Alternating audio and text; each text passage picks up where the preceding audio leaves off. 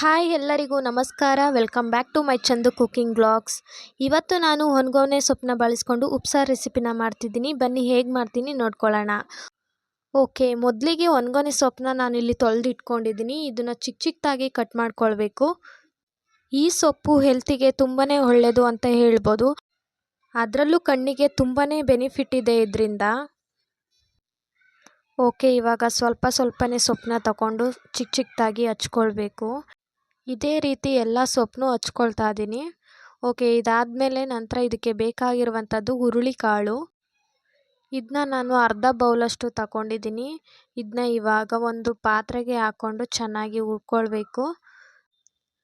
ಊರಿನ ಲೋ ಫ್ಲೇಮಲ್ಲಿ ಇಟ್ಕೊಂಡು ಒಂದು 5 ನಿಮಿಷ ಚೆನ್ನಾಗಿ ಹುರಿದುಕೊಂಡ್ರೆ ಬಣ್ಣ ಬದಲಾಗೋವರೆಗೆ.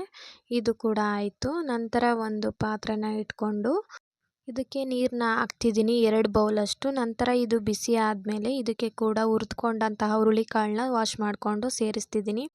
ನಂತರ ಒಂದು ಟೊಮೊಟೊನ ಕಟ್ ಮಾಡಿ ಹಾಕ್ಕೊಳ್ತಿದ್ದೀನಿ. ಇದು ಒಂದು 10 ನಿಮಿಷ ಚೆನ್ನಾಗಿ ಬೇಯಿಸ್ಕೊಂಡ್ರೆ ಆಯಿತು. ನೋಡ್ಬೋದು ಇವಾಗ ಬೆಂದಿದೆ. ಇದು ಇವಾಗ ಕಾಳನ್ನ ಹುರಿದಿರೋದ್ರಿಂದ ಬೇಗನೆ ಬೆಂದ್ಕೊಳ್ಳುತ್ತೆ. ಅದಾದಮೇಲೆ ಕಟ್ ಮಾಡಿ ಇಟ್ಕೊಂಡಂತಹ ಹೊನ್ಗೊನೆ ಸೊಪ್ಪನ್ನ ಇದಕ್ಕೆ ಸೇರಿಸ್ತಿದ್ದೀನಿ. ಇದಕ್ಕೆ ಸ್ವಲ್ಪ ರುಚಿಗೆ ತಕ್ಕಷ್ಟು ಸಾಲ್ಟ್ನ ಹಾಕ್ತಿದ್ದೀನಿ. ನೀವು ನೋಡಿಕೊಂಡು ಹಾಕ್ಕೊಳ್ಳಿ. ಇದನ್ನು ಕೂಡ ಒಂದು 10 ನಿಮಿಷ ಚೆನ್ನಾಗಿ ಬೇಯಿಸ್ಕೊಳ್ತಿದ್ದೀನಿ. ಇದೆಲ್ಲ ಬೆಂದಾದಮೇಲೆ ಸೊಪ್ಪು ಮತ್ತು ನೀರನ್ನ ಸಪ್ರೇಟ್ ಮಾಡ್ಕೊಳ್ತಿದ್ದೀನಿ. ಸಪ್ರೇಟ್ ಸೋದಿಸ್ಕೊಂಡಾದಮೇಲೆ ಈ ಥರ ಆಗುತ್ತೆ. ನಂತರ ಇದಕ್ಕೆ ಖಾರದ ನೀರು ಮತ್ತು ಬೆಂದಿರೋ ಟೊಮೊಟೊನ ಸ್ಮ್ಯಾಶ್ ಮಾಡಿ ಹಾಕ್ಕೊಳ್ತಿದ್ದೀನಿ. ಇದೆಲ್ಲ ಆದಮೇಲೆ ಫೈನಲಿ ಈ ಥರ ಕಾಣ್ತಿದೆ ನೋಡ್ಬೋದು. ಇದೆಲ್ಲ ಆದಮೇಲೆ ಸೊಪ್ಪನ್ನ ಫ್ರೈ ಮಾಡೋದಕ್ಕೆ ನಾನು ಒಂದು ಪ್ಯಾನ್ಗೆ ಆಯಿಲ್ನ ಹಾಕ್ಕೊಂಡು ಇದಕ್ಕೆ ಕಟ್ ಮಾಡ್ಕೊಂಡಂತಹ ಈರುಳ್ಳಿನ ಸೇರಿಸ್ಕೊಳ್ತಿದ್ದೀನಿ. ಈ ಈರುಳ್ಳಿ ಜೊತೆಗೆ ಸ್ವಲ್ಪ ಒಣಮೆಣ್ಸಿನ್ಕಾಯಿನ ಹಾಕ್ಕೊಳ್ತಿದ್ದೀನಿ. ಇದನ್ನು ಕೂಡ ಚೆನ್ನಾಗಿ ಫ್ರೈ ಮಾಡ್ಕೋಬೇಕು. ಲೋ ಫ್ಲೇಮಲ್ಲಿ ಇಟ್ಕೊಂಡು ಬ್ರೌನ್ ಕಲರ್ ಬರೋವರೆಗೂ ಚೆನ್ನಾಗಿ ಫ್ರೈ ಮಾಡ್ಕೊಂಡ್ರೆ ಆಯಿತು. ನಂತರ ಇದಕ್ಕೆ ಸ್ವಲ್ಪ ಕರಿಬೇವನ್ನ ಹಾಕ್ತಿದ್ದೀನಿ. ಇದೆಲ್ಲ ಹಾಕಾದ್ಮೇಲೆ ಲಾಸ್ಟಿಗೆ ಸ್ವಲ್ಪ ಚೆನ್ನಾಗಿ ಮಿಕ್ಸ್ ಮಾಡ್ಕೊಳ್ಬೇಕು.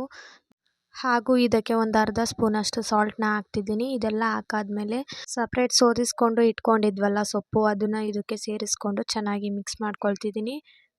ನೋಡಿ, ಈ ಥರ ಮಿಕ್ಸ್ ಮಾಡಿಕೊಂಡ್ರೆ ಆಯಿತು. ನಂತರ ಇದಕ್ಕೆ ಸ್ವಲ್ಪ ತೆಂಗಿನ ತುರಿನ ಸೇರಿಸ್ಕೊಳ್ತಿದ್ದೀನಿ. ಒಂದು 1/4 ಕಪ್ಪಷ್ಟು ತೆಂಗಿನ ತುರಿನ ಹಾಕ್ಕೊಳ್ತಿದ್ದೀನಿ. ಇದನ್ನು ಕೂಡ ಹಾಕ್ಕೊಂಡು ಚೆನ್ನಾಗಿ ಮಿಕ್ಸ್ ಮಾಡ್ಕೊಳ್ಬೇಕು. ಇದೆಲ್ಲ ಮಿಕ್ಸ್ ಆದಮೇಲೆ ನೋಡಿ ಈ ಥರ ಕಾಣ್ತಿದೆ.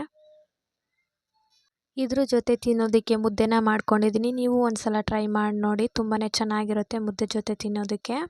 Thank you for watching.